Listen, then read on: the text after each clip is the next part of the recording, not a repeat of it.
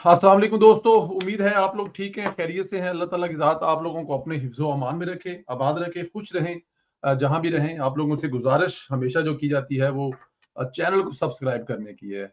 इंशाल्लाह एंड में मैसेज देंगे। मियां नवाज शरीफ की सज़ाओं के खिलाफ आज इस्लामाबाद हाई कोर्ट में बाकायदा समाअत हुई।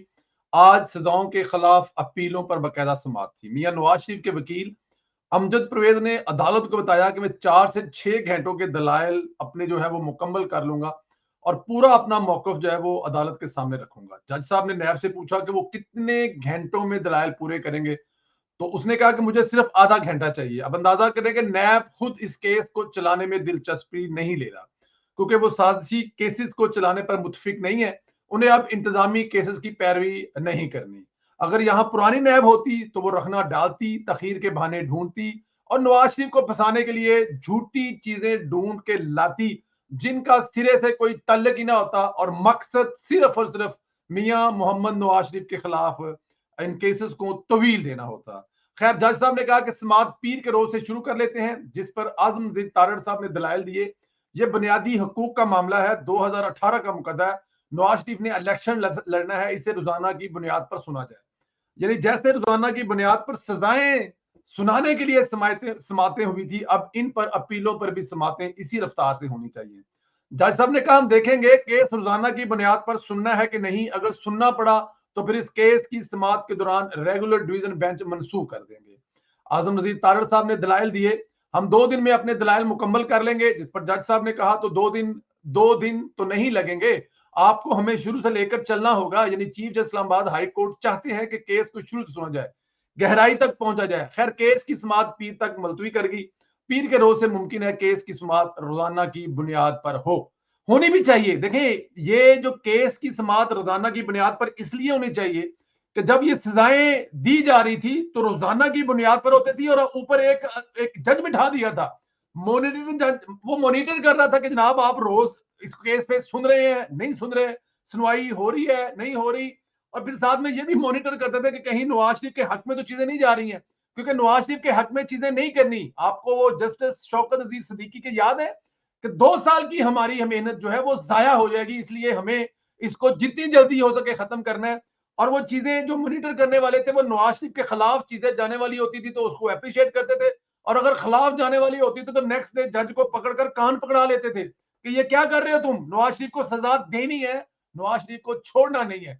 तो जब अब अदालत अपनी तस्हीह करने जा रही है, अपने ऊपर लगा हुआ धब्बा मिटाने जा रही है, तो फिर ये रोजाना की बुनियाद पर सुनना चाहिए और ये बड़ी अच्छी बात है। इस्लामाबाद हाई कोर्ट के चीफ जज जो कहना कि हम लोग इस पूरे केस को शुरू से हमें साथ लेके चलें, 2 दिन का चक्कर नहीं है। तो मैं चाहता हूं कि ये कौम सुने, इस कौम को पता लगे कि इस मुल्क के साथ खलवाड़ करने वालों ने क्या क्या जुल्म और ज्यादतियां की हैं। नवाज शरीफ के साथ तो की हैं, नवाज शरीफ के खानदान के साथ तो की हैं, नवाज शरीफ की फैमिली के साथ तो की हैं। मरती बेगम को छोड़ के जब नवाज शरीफ आया था वो भी ज्यादतियां की गई हैं। उसको टेलीफोन कॉल न करने की इजाजत देकर भी ज्यादतियां की गई है। बेटी को जेल में बाप के सामने गिरफ्तार करके भी ज्यादतियां की गई हैं। ज्यादतियों की फहरिस्त इतनी बड़ी लंबी है कि मैं अगर गिनता जाऊं तो वो खत्म नहीं होगी। पाकिस्तान मुस्लिम लीग नून के हर कारकुन से लेकर लीडर को जो जो ज्यादतियां की वो सामने है। तो मैं चाहता हूं कि वो सब सामने आए और लोग जो वो लोग करने वाले थे उनका चेहरा जरा खुल के सामने आए। तो इसलिए बेहतर है कि केस की सुनवाई शुरू से ही हो, एक एक चीज हमारी आंखों के सामने आए। अच्छा जी, आगे जाके मियां नवाज शरीफ अदालत में पेशी के फौरी बाद इस्लामाबाद में मौलाना फजल रहमान के घर गए। वापस आने के बाद नवाज शरीफ की किसी सियासी इत्तेहाद के साथ ये पहली मुलाकात थी। नवाज शरीफ ने मौलाना के सामने तमाम मुल्की और सियासी सूरत हाल रखी, अपनी प्लानिंग रखी। मौलाना के साथ इंतहाबी इत्तेहाद, बलोचिस्तान और खैबर पख्तून पर भी बात हुई। ये तय है कि मौलाना फजल रहमान आइंदा चंद दिनों में पीपल्स पार्टी की शिकायत दूर करने की भी कोशिश करेंगे। होना भी यही चाहिए। देखें, आपने इलेक्शन लड़ना है 8 तारीख तक, 8 तारीख को इलेक्शन की पोलिंग हो जानी है खत्म, उसके लिए 2-2.5 महीने का वक्त है। लेकिन हुकूमत चलनी है 5 साल, अपोजिशन चलनी है 5 साल, आप लोगों ने मुल्क मिलकर चलाना है 5 साल। तो 2-2.5 महीनों में वहां पर चीजें नहीं लेके जानी कि दो आप अगले 5 साल एक दूसरे को मुंह ना दिखा सकें, और फिर वो 5 साल जब आप बैठे और किसी भी चीज पर मुतफिक होकर चलने की कोशिश करें तो मीडिया वाले फिर वो आपकी इलेक्शन की जो वो कंपेन के हिस्से हैं ना वो चला चला कर आपको शर्मिंदा करें।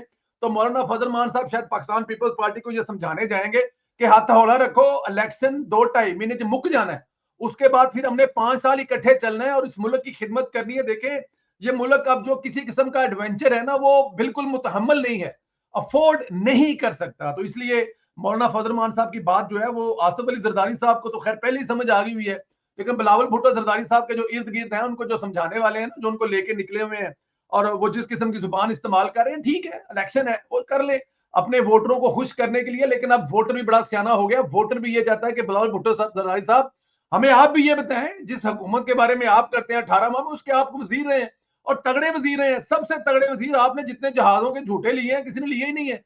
तो आप हमें जवाब दें और ये भी बताएं कि आने वाले दिनों में आप हमारे लिए क्या करने चले हैं। आने वाले दिनों में रोजगार के मौका पैदा करने जा रहे हैं, पूरी दुनिया के साथ तलकात ठीक करने जा रहे हैं, इन्वेस्टमेंट लेके आ रहे हैं। तो पाकिस्तान पीपल्स पार्टी को सिर्फ फफे कुटने वाली सियासत नहीं करनी, बल्कि अवाम को ये बताना है। तो मौलाना फजल रहमान साहब मुझे लगता ये है कि वो बिलावल भुट्टो जरदारी साहब को समझाएंगे कि बेटा ये 70 साल वाले ही मुल्क ठीक करेंगे तो बच्चों की बारी आएगी और उनके लिए आसान होगा हुकूमत करना। तो इसलिए 70 साल वाले बाबे वाली बात जो है ये छोड़ दो।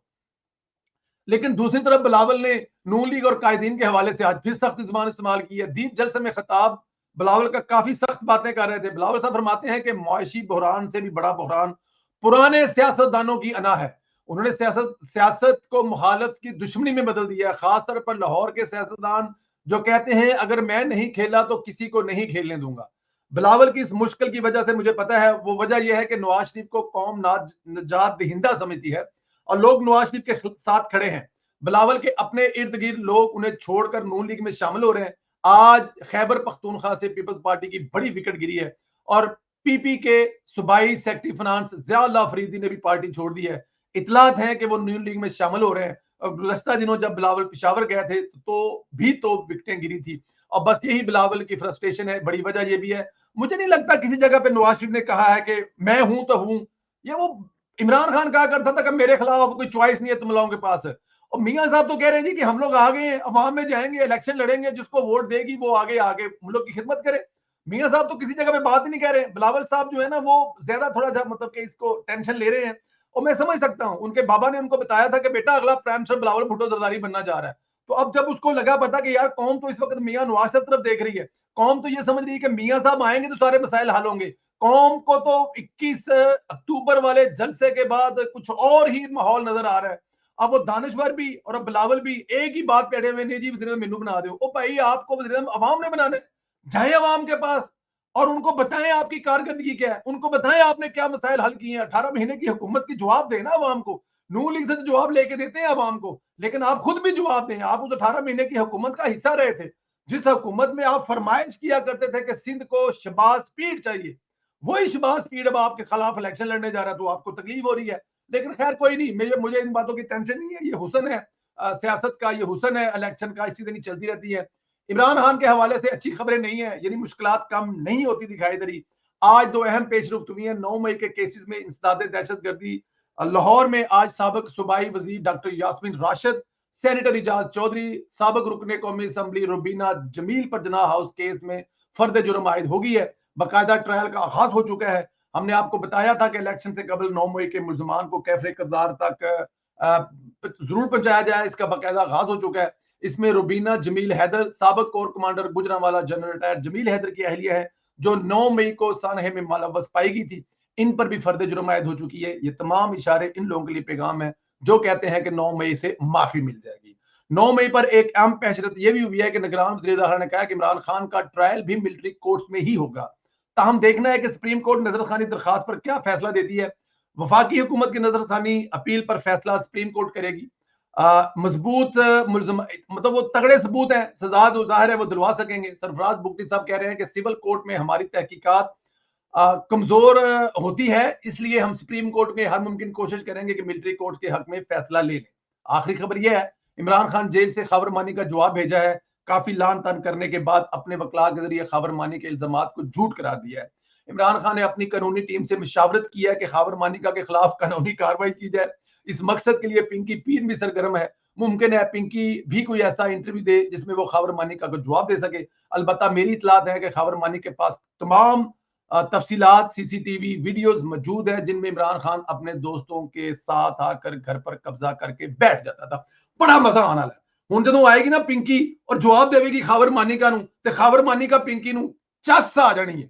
ਤੁਸੀਂ ਸਾਰੇ ਸਿਰਫ ਇੰਜੋਏ ਕਰਨਾ ਹੈ, ਤੁਹਾਡਾ ਪ੍ਰੋਬਲਮ ਨਹੀਂ ਹੈਗਾ। ਯੂਥੀਆਂ ਦੇ सड़न दी आवाज ने तर तर तर तर तर दूर तक आनी है। आप लोगों ने सिर्फ एंजॉय करना है। अब आप लोग देखें, अब इमरान खान साहब अपने वकीलों के जरिए क्या केस करेंगे खावर मानिका के खिलाफ। स्वाद नहीं आ जाएगा कि बुशरा बीबी, जिसकी बीवी वो घर से जिस तरह लेके आया, वो मैं नहीं कह रहा, ये कल बता दिया उन्होंने, तो उसको क्या जवाब देगा कि तेरी बुढ़ी मेरी बुढ़ी थी? और नहीं भाई, उसकी बीवी थी, उसके घर पे तू तवीज लेने गया और उसकी बीवी निकाल के ले आया, तो वो तुम्हें क्या छोड़ने वाला है? और उसके खिलाफ तू केस करोगे, और केस केस भी कौन करेगा? वो बढ़ गया वकील वाला जो है।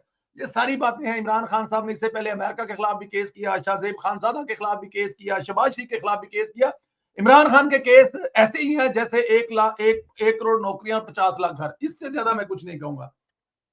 अपना बहुत ज्यादा ख्याल रखें। चैनल को सब्सक्राइब करना मत भूलें, बेल आइकन को प्रेस करें, और जरा मुझे इस सवाल का जवाब दें, क्या इमरान खान खावर मानी के खिलाफ केस करने जाने वाला है? कि जो बातें उन्होंने की हैं बुशरा बीबी के बारे में, कि बुशरा बीबी से इमरान खान साहब जबरदस्ती घर में घुसकर अपने दोस्तों के साथ मिलता था, सारी रात बुशरा बीबी के साथ रहता था, और बुशरा बीबी उसकी ट्रेनिंग करती थी। जरा बताएं कौन सी ट्रेनिंग करती थी? और इसके साथ ही हमारा जो social media talk show 1 Facebook का पेज है, इसको भी सब्सक्राइब करना मत भूलें। अपना ख्याल रखें, इजाजत दें।